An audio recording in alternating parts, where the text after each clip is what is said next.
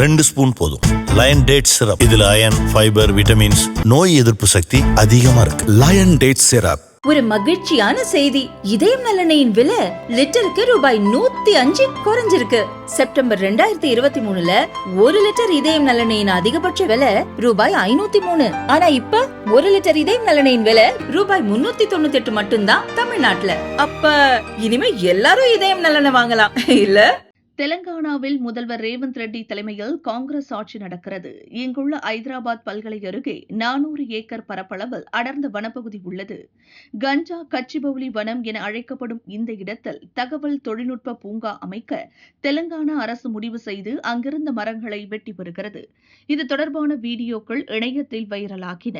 ஒரே இரவில் புல்டோசர்களை அனுப்பி காட்டை சூறையாடியதும் வனவிலங்குகள் கதறிக்கொண்டே வெளியேறியதும் பார்ப்போர் நெஞ்சை உலுக்கியது. ஐதராபாத் பல்கலை மாணவர்கள் போராட்டத்தில் குதித்தனர். நாடெங்கும் இந்த சம்பவத்துக்கு கண்டன குரல்கள் எழுந்தன. அம்மாநில எதிர்க்கட்சியினரும் எதிர்ப்பு தெரிவித்து வரும் சூழலில் இந்த விவகாரம் தொடர்பாக சுப்ரீம் கோர்ட் தாமாக முன்வந்து வழக்கு பதிவு செய்தது. 3ஆம் தேதி இந்த வழக்கு விசாரணைக்கு வந்தபோது பல்கலை அருகே உள்ள 400 ஏக்கர் வனத்தில் எந்தவொரு பணியையும் செய்யக்கூடாது என சுப்ரீம் கோர்ட் தடை விதித்தது.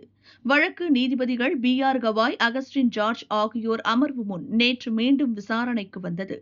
மிக அவசரமாக பெரிய பெரிய மரங்களை வெட்டுவதற்கான அவசியம் என்ன? வனத்தில் மரங்களை வெட்டிய போது உயிர் பிழைப்பதற்காக பாதுகாப்பு தேடி விலங்குகள் ஓடிய வீடியோ காட்சிகள் அதிர்ச்சி அளிக்கிறது. அங்குள்ள வன உயிரினங்களை பாதுகாக்க தெலங்கானா மாநில வனத்துறை தலைமை அதிகாரி உடனடியாக நடவடிக்கை எடுக்க வேண்டும். சுற்றுச்சூழல் மற்றும் சூழலியலை பாதுகாப்பதற்காக எந்த வழியையும் பயன்படுத்த நாங்கள் தயங்க மாட்டோம்.